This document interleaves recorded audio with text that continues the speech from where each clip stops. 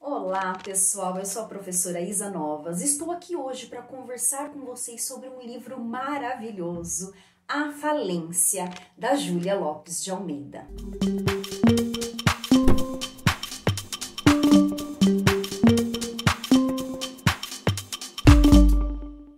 Esse livro aqui, ele está atualmente na lista da Unicamp e foi publicado em 1901. Aliás, eu já lancei um vídeo aqui no canal com uma breve biografia da Júlia Lopes de Almeida. Para quem não conhece, vou deixar o link aqui na descrição. Gente, esse é um livro que eu amo muito. Eu já li e reli esse livro várias vezes, eu nem sei quantas, tá? Só esse ano eu já li esse livro 2 vezes. Pois é, parece loucura, mas não, gente. A primeira vez eu reli junto com os meus alunos, porque toda vez que eu passo um livro para os meus alunos, eu leio junto com eles, né? E a segunda vez foi para fazer um trabalho que eu apresentei na pós-graduação. Em algum momento aqui do vídeo, eu vou citar para vocês o ponto que eu abordei nesse trabalho da pós, tá? Só como uma curiosidade. Eu protelei muito para fazer esse vídeo com medo de ser prolixa, tá? Porque aqui no canal do YouTube eu tenho o objetivo de trazer vídeos curtos, né? Trazer a informação de forma bem concisa, pincelando apenas os aspectos mais importantes. E eu tô aqui tentando, né, com esse livro, que é um livro que mora no meu coração, alcançar esse objetivo, né? Então eu tô aqui numa luta interna para fazer esse vídeo dar certo. Esse livro, ele traz uma crítica muito forte à família burguesa da época, escancara aquela podridão daquela família considerada perfeita, mostra um contraste entre os ricos e os pobres, as pessoas em busca de fortuna e ao mesmo tempo pessoas muito pobres, vivendo na miséria mesmo. Personagens que ao mesmo tempo têm um lado bom e o lado ruim. Todas as personagens têm qualidades e têm defeitos, né? Basicamente, de um modo geral, tá? Os homens são colocados como fracos e as mulheres como fortes, tá? Mas apesar dessa força feminina que é mostrada no livro, essas mulheres também têm muitos defeitos, tá? E a escolha da Júlia Lopes de Almeida por tratar as personagens dessa forma é justificado, gente, pela vida dela, tá? Então vou aqui citar novamente, tem um vídeo sobre a biografia da Júlia Lopes de Almeida e é muito interessante vocês conhecerem um pouquinho da vida dela para entender por que ela aborda o homem como um fraco e a mulher como forte dentro desse livro, tá bom? Vou iniciar então falando de algumas personagens e ao mesmo tempo que eu falar das personagens eu vou já tratar alguns aspectos da obra, tá? Então a gente tem o Francisco Teodoro, que ele é um homem muito rico, dono de um armazém, ele pensava muito, né, aquele homem fixado na fortuna e no trabalho, tá? Então ele é um homem muito ambicioso, ele já era rico, mas desejava sempre mais. Então mostra essa ambição, essa ganância. Ele tinha uma família, esposa e filhos, só que ele não era um bom pai e nem um bom marido, tá? Porque ele só pensava na própria fortuna, então ele acabava se tornando um pai e um marido ausente, frio, né? Para ele, a perfeição era ter uma família feliz. Isso para ele já bastava, né? O símbolo de sucesso era ter aquela família perfeita, família rica, conseguindo dar festas, gastando muito dinheiro, e ele não pensava em estar presente na vida da esposa e na vida dos filhos. A esposa do Francisco Teodoro se chama Camila. Ela vem de uma família muito pobre, uma moça muito educada, de uma beleza estonteante, é considerada aquela esposa perfeita para o Francisco Teodoro, né? E por que ele considerou a Camila uma esposa perfeita? Porque ela era bonita, né? Então ele estava preocupado com a aparência, ele queria mostrar esse sucesso, né, essa família perfeita para os outros, e porque ela era pobre, e a pobreza era sinônimo de submissão, ele queria uma mulher submissa, tá? Ela, claro que aceitou o casamento, ficou toda feliz, porque em troca ela iria receber vários benefícios para ela e para a família dela, porque ela iria se tornar rica do dia para a noite, né? E o Francisco Teodoro prometeu ajudar toda a família da Camila. Então o Francisco Teodoro ajudava os pais da Camila, que eram muito pobres, o irmão da Camila, o Joca, que era aquele cunhado folgado, tá? E as tias da Camila também, depois eu vou comentar sobre essas tias. E aí, a Camila, então, era como se fosse uma esposa perfeita, né? Aos olhos do Francisco Teodoro, só que ela não era perfeita, pois é. Ela traía o Francisco Teodoro com quem? Com o doutor Gervásio. E agora eu vou explicar para vocês quem é esse tal de doutor Gervásio. O doutor Gervásio é um médico, tá? E acabou se aproximando da família porque em um momento que uma das filhas, né, do casal acabou adoecendo, foi o doutor Gervásio que atendeu essa criança, tá? E ele acabou, então, ficando íntimo da família por conta dessa gratidão que o casal teve com ele. Só que ele foi adquirindo mais intimidade, começou a dar muita atenção para Camila. Já falei para vocês que o Francisco Teodoro era um marido ausente, né? E o doutor Gervásio começou a suprir essa falta que o marido fazia para Camila emocionalmente, né? E o que deu? Pois é, vocês já imaginam, o romance aconteceu entre eles, tá? E uma outra coisa muito interessante, gente, é que todo mundo sabia dessa traição. Todos sabiam. Só o corno do marido, Francisco Teodoro, que não desconfiava de nada. Pois é, a ausência dele, né, o tornava cego para tudo que estava acontecendo dentro da própria casa. Bem, esse casal, Camila e Francisco Teodoro, tinham filhos.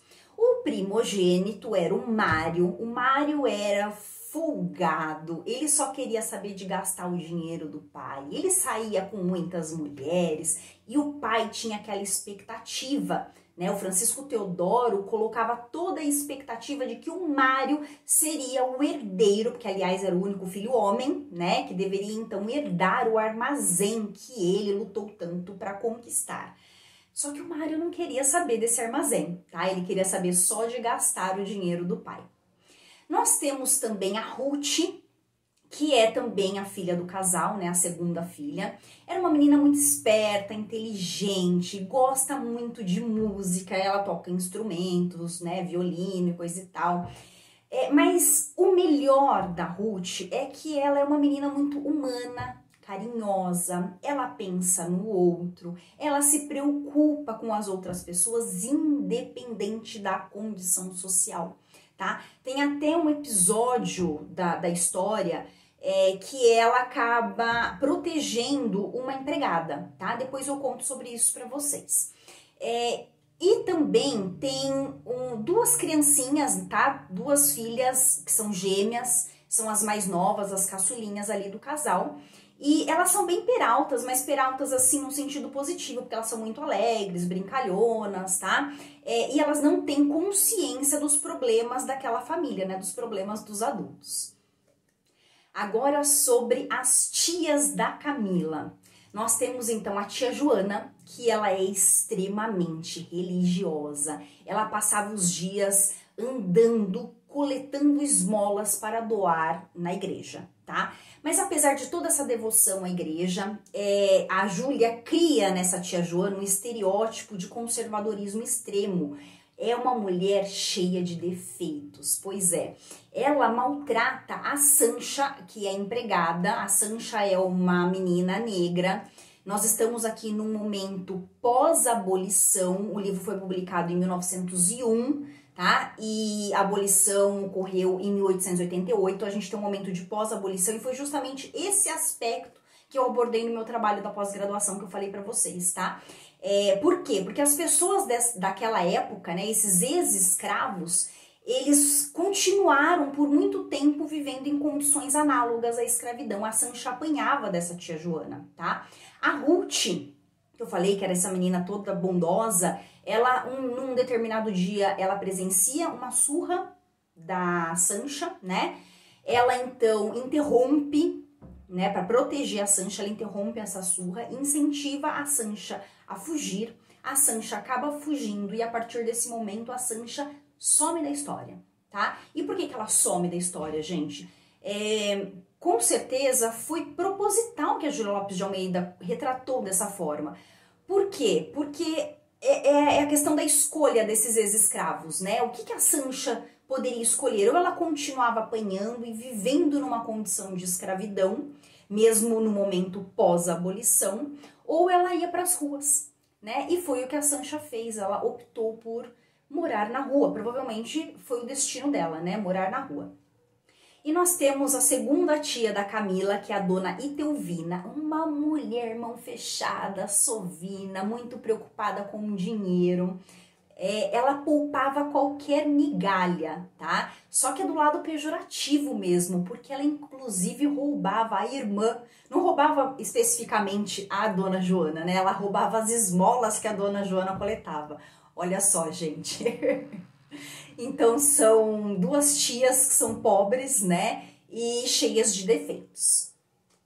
Nós temos também mais um personagem, que é o Inocêncio Braga. Esse personagem é muito importante para a obra. Ele fazia negociações financeiras, uma espécie de especulação financeira no exterior, com o preço do café. A gente estava aqui no Brasil nessa época, no auge da produção cafeeira, né? E os comerciantes da época estavam enriquecendo muito por conta dessa especulação financeira.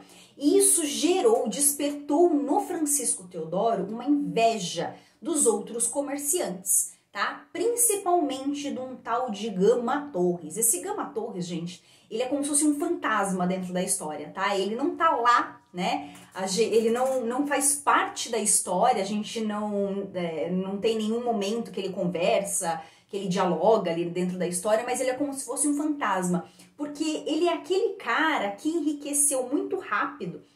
E o Francisco Teodoro, ele enriqueceu às custas de muito trabalho, ele levou muitos anos para conquistar toda a riqueza dele. Então, ele sentia muita inveja desse Gama Torres. O Inocêncio Braga, percebendo isso, ele usa esse fantasma do Gama Torres para cultivar essa inveja no Francisco Teodoro. E o Francisco Teodoro, então, resolve investir muito dinheiro nessa especulação financeira e colocou toda a reserva que ele tinha de dinheiro nessa especulação. E começa, então, a acompanhar as notícias de jornal, os preços do café começam a cair, ele passa muitos meses preocupados, não conta nada para ninguém da família, a família continua gastando horrores com festas, com vestidos, né? A Camila era muito fútil, né? Então ela gastava muito com vestidos, com festas e coisa e tal. E a família continuava ali naquele gasto exorbitante e, por outro lado, Francisco Teodoro sofrendo porque ele estava perdendo todo o dinheiro dele nessa especulação. Uma outra personagem muito importante para a história é a Nina, que é uma sobrinha da Camila, filha do Joca. Falei para vocês do Joca, o irmão da Camila, né? A Nina, ela foi abandonada pelo pai, pelo Joca, foi abandonada pela própria mãe e a Camila acabou pegando a Nina para criar. Só que não é bem assim, tá? A Camila bondosa pegou para criar, para cuidar da menina? Não, a Camila transformou a menina numa empregada, tá? Então a Nina passou a servir a família. Então a Camila não estava fazendo bondade, tá? E o Francisco Teodoro teve um determinado momento da história, porque isso é importante, né? Que era aniversário da Nina e ele teve, lá o Francisco Teodoro teve um rompante de bondade e ele acabou dando uma casa de presente pra Nina, tá? Então, assim, pro tamanho da fortuna que ele tinha, dar uma casa pequena, né, pobre, não era nada. Então ele passou uma casa para o nome da Nina e ela ficou toda feliz, claro, né? Vou voltar a falar um pouquinho do Mário, que é o filho primogênito do casal. Ele não se dava bem com o pai, porque o pai tinha essa expectativa, né, de colocá-lo para herdar, para cuidar do armazém, mas o Mário não queria. Ele acabou casando, o Mário casa com uma moça chamada Paquita, uma moça muito rica, tá? Então o Mário ficou bem folgadão, né, ele ficou rico, não com o dinheiro do pai, porque agora ele tinha o dinheiro da esposa. Só que a Paquita, gente, era uma mulher muito forte e ela começou a colocar o Mário na linha e a gente consegue enxergar durante a leitura o Mário sendo domado pela esposa. O ponto culminante da história é quando a falência, nome da obra, a falência ocorre, tá? O Inocêncio Braga deu no pé, fugiu e o Teodoro, ele perdeu todo o dinheiro que ele tinha na especulação e acabou perdendo inclusive o armazém, tá? Então, a falência financeira da família ocorreu, tá? O Francisco Teodoro não teve coragem de encarar a família para contar que agora eles estavam pobres. Então, ele chama o Dr. Gervásio e pede para o Dr. Gervásio contar para a família, e isso, né, acontece. O Dr. Gervásio, então, transmite esse recado, conta para Camila e para as filhas que agora eles estavam pobres. É o momento da história que o Francisco Teodoro chora, né? Porque ele perdeu o que era mais importante para ele, que era o dinheiro, era a fortuna, tá? Nesse momento da história, a gente começa a observar a força feminina aparecendo, tá? Então a gente tem a Nina, por exemplo, que tenta, né, conversa com Francisco Teodoro e tenta devolver a casa para ele, aquela casa que ela ganhou de presente, como se a casa fosse resolver o problema financeiro da família. Mas isso não acontece, tá? A Ruth também mostra muita maturidade, apoia a família, mostra muita positividade, fala que tudo vai dar certo, né? E tudo isso acontecendo, né? Naquela fatídica noite que o Dr. Gervásio contou tudo para a família, o Francisco Teodoro estava fora de casa, porque ele não queria participar, né? Aquele homem fraco, falei para vocês, né? Dos homens fracos. Então, esse homem fraco, que não queria encarar a família, ficou fora de casa. O Dr. Gervásio foi, contou para a família. E a Camila, então, ficou no quarto esperando o marido voltar. Quando o marido, né, o Francisco Teodoro, chegou em casa, ele não foi para o quarto. Ele foi direto para o escritório dele. Se fechou no escritório, pegou um revólver, apontou o revólver para a própria cabeça. A Camila, nesse momento, abriu a porta do... Ó, cena de filme, gente. Olha que coisa fantástica. A Camila abriu a porta do escritório, gritou, não! E ele atirou. Morreu. Pois é, cena de filme, maravilhoso. E o Francisco Teodoro, então, morre na frente da esposa. Foi um grande trauma para todo mundo. Após a morte do Francisco Teodoro, a Camila e a família, né, teve que se virar. Então, o que elas fizeram? Elas mudaram primeiro para aquela casinha que a Nina ganhou de presente, tá? E a Nina, então, passou a cuidar da casa. A gente observa nesse momento a transformação dessas mulheres. Cada mulher assumindo um papel de liderança. Então, por exemplo, a gente tem a Nina, que passa a cuidar de toda a casa, administrar toda a casa, e ela também começa a costurar para fora para ganhar dinheiro, tá? A Noca era uma empregada, que é uma empregada muito antiga do Francisco Teodoro e da Camila, que ajudou a criar os filhos do casal, né? Já estava na família já há muitos anos. A Noca também acompanha a família e começa a lavar e a passar roupa para fora também para ganhar dinheiro. A Ruth, gente, ela começa a dar aulas de violino, tá? Também para ganhar dinheiro. Apenas as gêmeas não conseguem fazer nada para ajudar porque as gêmeas, né, elas são crianças, então não dá mesmo, tá? A Camila, na verdade, era a única que poderia fazer alguma coisa e que não se mexia, tá? A esperança dela, né, era o marido, tá? Porque ela pensava assim, que o homem, ele era o provedor da família, ela tinha isso na cabeça dela. Ela não conseguia enxergar a independência da mulher, né? O trabalho feminino, a conquista do seu próprio espaço. Então, o que ela faz? Ela vai atrás do Dr. Gervásio, não era o amante dela? Pois é, ela vai atrás do Dr. Gervásio e propõe casamento, ela pede o Dr. Gervásio em casamento. E o que acontece? O Dr. Gervásio fala para ela, eu não posso casar com você, Camila, eu já sou casado. Ah, mais um susto nessa história, pois é. Então, ela é nesse momento da história que ela acorda para a vida, tá? E ela começa, então, a fazer alguma coisa. No final da história, então, o que nós temos? Essas mulheres que ficaram sozinhas, deram a volta por cima. A história mostra uma grande lição de vida para as mulheres. A história mostra que a mulher é capaz de viver sozinha, que ela pode e deve ser independente, que a mulher não precisa de homem para sustentá-la, e que mulher é um bicho forte e resiliente. Pois é isso que a Júlia nos mostra através desse livro. E vamos Para finalizar esse vídeo, eu tentei ser concisa, mas eu acho que eu não consegui, né? Perdão, gente. Rapidamente vamos falar sobre o título, né? Porque a falência, né, que é o título da obra, de uma forma clara mostra aquela falência financeira do Francisco Teodoro, mas a gente pode pensar em outras falências. A falência moral, por exemplo, da decadência dessa família burguesa, dos valores familiares. Nós podemos pensar também na falência social, na questão da ascensão social por meio do enriquecimento fácil, do enriquecimento rápido, né? Nós podemos falar da falência social de novo, pensando na questão do valor do rico e do pobre. Qual tem mais valor na sociedade, né? Quem tem mais valor na sociedade, o rico ou o pobre? E a gente pode também falar da falência do projeto da abolição. Claro, né? As personagens da época, ex-escravos vivendo em condições análogas à escravidão nesse momento pós-abolição. Gente, eu tentei ser concisa, acho que não consegui, peço perdão, tá?